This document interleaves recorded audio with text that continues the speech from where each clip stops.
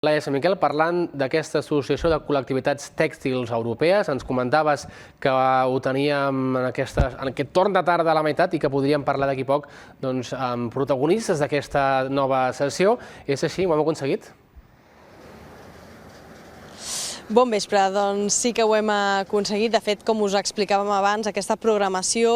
d'activitats vinculada a la visita dels membres d'aquesta associació de col·lectivitats de tèxtils europees acaba avui aquí, a l'Hotel Atenea, amb una reunió que ajuntarà, en aquest cas, o ajunta ja a aquesta hora el conseller d'Unió Europea i Acció Exterior, Jaume Duch, l'alcalde de la ciutat, David Bote, i el regidor d'Ocupació i Treball, Sergi Morales. Una trobada que ha de servir per valorar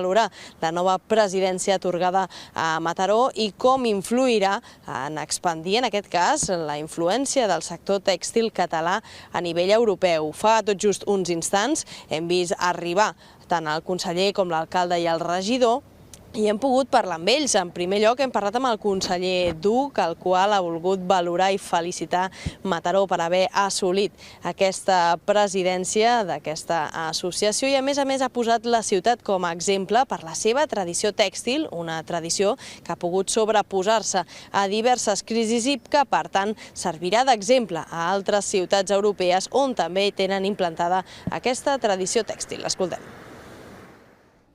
Crec que és un pas molt important i molt positiu, primer per Mataró i per Catalunya, però diria encara més per aquesta entitat, per aquesta associació tèxtil europea.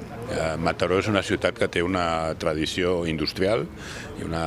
sobretot una tradició tèxtil, en aquest cas, històrica, molt important, des de fa molts anys, i que a més ha sabut superar diverses èpoques, diverses crisis, que ha sabut modernitzar-se, que ha sabut adaptar-se als temps i, per tant, d'alguna manera, aquesta indústria tèxtil de Mataró és un exemple respecte a altres possibles casos en altres països, en altres ciutats. Jo crec que aquesta barreja de tradició, d'història, de modernitat, de saber fer les coses, de saber canviar, de saber transformar, és segurament el que hi ha al darrere del fet que Mataró hagi aconseguit aquesta presidència, aquesta capitalitat d'aquesta associació. Dit això, també és important destacar el fet que aquesta presidència ara ha d'ajudar a fer que aquesta indústria tèxtil europea s'adapti als temps, s'adapti, per exemple, a la sostenibilitat, que sàpiguen organitzar-se de manera que d'alguna manera promoguin l'economia circular, tot el tema del reciclatge, que és una qüestió de la que també els vull parlar després quan tinguem l'oportunitat de discutir una mica sobre el futur d'aquesta entitat. I per descomptat, i per acabar, estem en un moment complicat a nivell mundial, sobretot pel que fa a la política comercial, amb totes aquestes amenaces de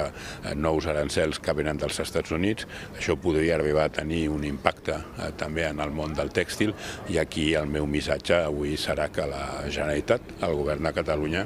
està al costat de les empreses tèxtils catalanes, per descomptat també de les de Mataró, amb aquest pla Responem que vam aprovar fa unes setmanes per mobilitzar 1.500 milions d'euros que han de permetre precisament ajudar empreses, les que siguin, en el sector que sigui, a afrontar aquells reptes que puguin venir donats per aquesta nova política comercial tan agressiva per part dels Estats Units. A les portes d'aquesta trobada també hem pogut parlar amb l'alcalde de la ciutat, David Bote. En el seu cas ens ha confessat que aprofitarà aquesta trobada per explicar-li al conseller Duch, en aquest cas, aquells projectes que han tirat endavant gràcies als finançaments dels fons europeus. A més, també ens ha revelat que aprofitarà la vinentesa per intentar explicar-li nous projectes que hi han pendents a la ciutat i que volen rebre també més fons europeus. Per tant, el que volen és adaptar-se en aquestes bases per assegurar-se rebre aquest finançament. Mataró ha estat una ciutat pionera en l'ús dels fons europeus i per tant aprofitem la presència del conseller en aquest dia de l'associació ACTE, que com sabeu passa a la presidència de Mataró,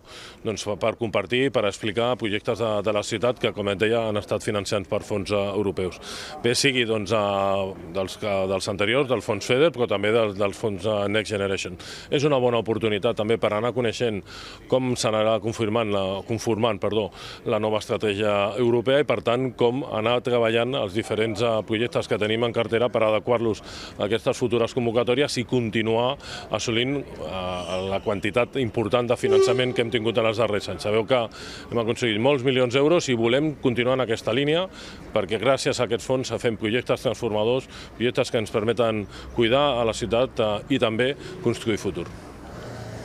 Com podeu veure, aquesta reunió entre les tres autoritats està en marxa ara mateix a l'hotel Atenea Port i un cop finalitzi arribarà el torn d'un sopar on compartiran estona, en aquest cas amb els membres de l'Associació de Col·lectivitats de Teixits Europees. Demà la programació d'activitats continua, en aquest cas es visitaran